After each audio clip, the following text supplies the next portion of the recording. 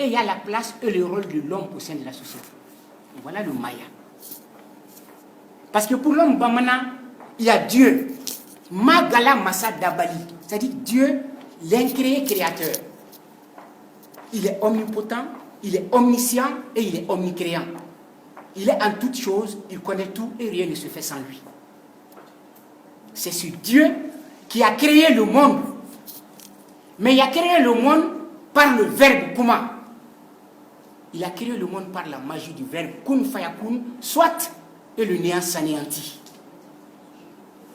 Et quand maintenant Dieu, il a utilisé la parole parce qu'il y a une dégradation de la parole. La parole, elle est d'abord divine parce que Dieu a créé le monde avec la parole.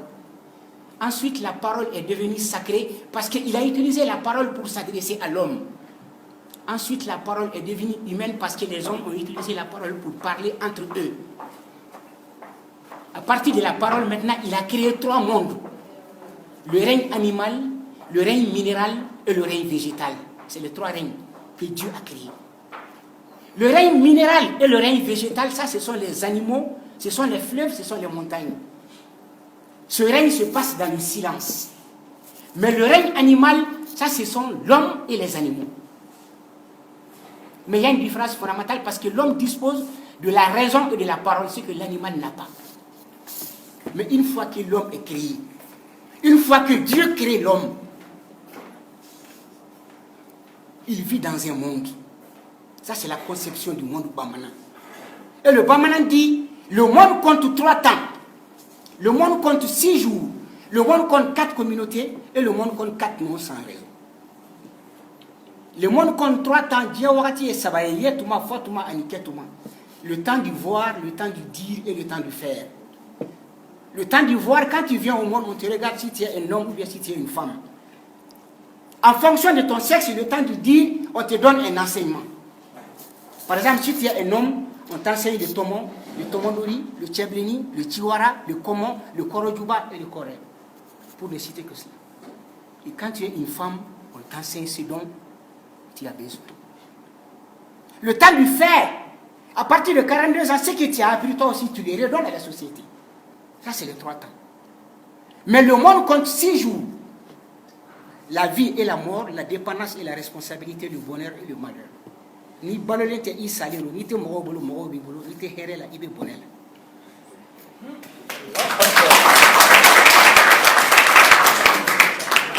Et le monde compte 4 noms sans raison. Dieu gansa et nani. Ma tete malagansa. Ma teba malagansa. Ma titunu malagansa wa tchekorobata ka kurushi ko shufe gansa.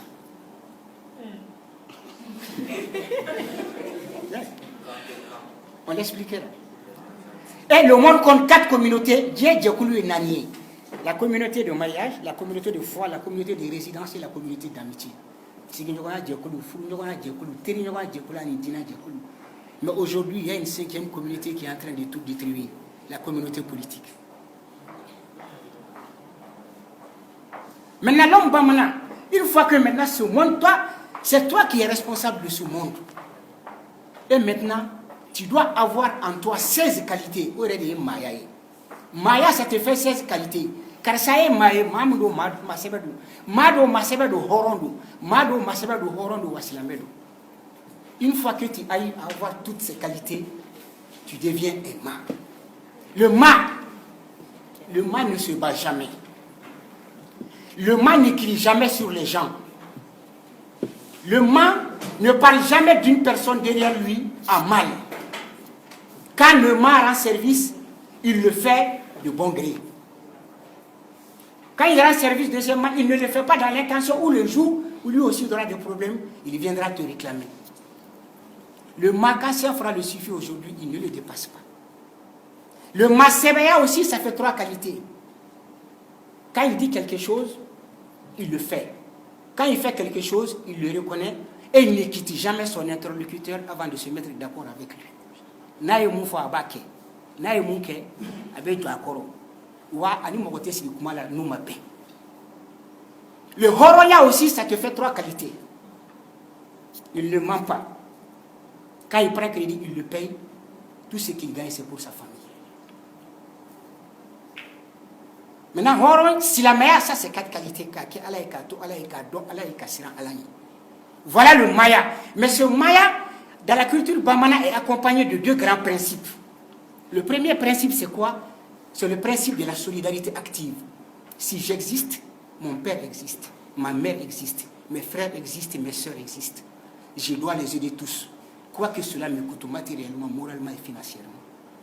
C'est de cette manière de se percevoir soi-même et de percevoir le monde qu'est née l'idée de solidarité, qui est le premier pas vers le partage. Partage sans lequel il n'y a pas de paix, et la paix qui est le préalable à tout véritable développement. Le deuxième principe, le Bamana dit, il y a 3 parties dans ton corps qui n'ont pas d'os.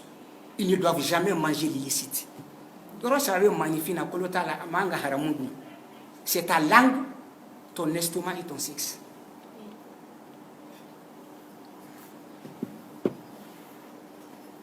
Et une fois que tu arrives à intérioriser en toi toutes ces valeurs, une fois que tu arrives à transformer ces valeurs-là en connaissances vivifiantes, en connaissances transformatrices, là tu deviens un véritable mât, comme dans la société Pel. Parce que dans la société Pel, et ils disent, il y a 3 catégories d'hommes. Nous avons les Amadof, nous avons les Amadi, et nous avons les Amadi. Les Amadof, ce sont des gens qui ne sont utiles à personne. On les appelle les charges sans avantage. Quand ils sont présents, ils ne servent à rien. Quand ils s'en vont, personne ne se rend compte de leur absence. Les Amadi, ce sont des gens qui sont utiles à leur famille, à leur pays, mais leur utilité s'arrête là. Et les Amadi, ce sont des gens qui sont utiles au monde. Quand ils disparaissent, l'humanité pleure. En fonction de cela, chacun peut savoir s'il est un mât ou bien s'il n'est pas un mât. S'il est un masebe oron et un silamé. Comme mon aîné l'a dit, la parole c'est comme une louche. Une seule personne ne doit pas la maintenir trop longtemps. Mais ce concept de Maya, ça existe au Mali. Et le Mali se trouve dans l'Afrique. Et permettez que je termine mon intervention par un poème que je dédie à l'Afrique. Cette Afrique que nous aimons tous. Afrique, lève-toi. Lève-toi par toi-même et dis-leur d'arrêter. D'arrêter de te voler. D'arrêter de te piller. D'arrêter de mettre dans ta bouche leur souffle. Afrique, pourquoi ton sang n'est plus vermeil? Il ne brille plus. Il est devenu incolore, inodore et sans saveur. Afrique, n'entends-tu pas le bruit de leurs machines en train de creuser tes flancs pour extraire tes richesses? Pourquoi es-tu devenu un continent ni indépendant, ni même dépendant, mais un continent pendant comme un enfant sur le dos de sa mère et qui est en train de téter à la mamelle des autres? Afrique, pourquoi es-tu devenu comme un pan blanc de morts vivants, sur lequel ceux qui hier ont écrit ton histoire essaient aujourd'hui de créer ton présent pour demain inventer ton futur? Afrique, pourquoi es-tu victime du passé? Pourquoi es-tu nostalgique du passé? Serais-tu un accessoire de l'avenir? Afrique, il n'y a plus de Fama, il n'y a plus de Tunka, il n'y a plus de Massa, il n'y a plus de Pharaon, il n'y a plus d'Anazinga, il n'y a plus d'Ablapouk. Je ne vois que tes enfants dans la forêt, dans la savane, dans le désert. Ils ont tout vendu, ta peau, ta chair, sans honneur et sans dignité. Il ne reste que tes carcasses. J'ai rêvé d'une Afrique. J'ai rêvé d'une Afrique qui a la couleur de l'aube. J'ai rêvé d'une Afrique où les ténèbres sont lumière. J'ai rêvé d'une Afrique où les ombres sont clarté. J'ai rêvé d'une Afrique où les enfants sont nourris au lait et bercés par les contes. J'ai rêvé d'une Afrique où les femmes fertilisent la terre et sèment la vie. J'ai rêvé d'une Afrique où les vieillards le soir égrènent leurs souvenirs au coin du feu. J'ai rêvé d'une Afrique où les hommes sont maîtres de leur temps et de leur destin. J'ai rêvé d'une Afrique, théophanie d'humanité, terre arc-en-ciel, construite par la raison, éclairée par la foi et nourrie par sa culture. Je vous remercie.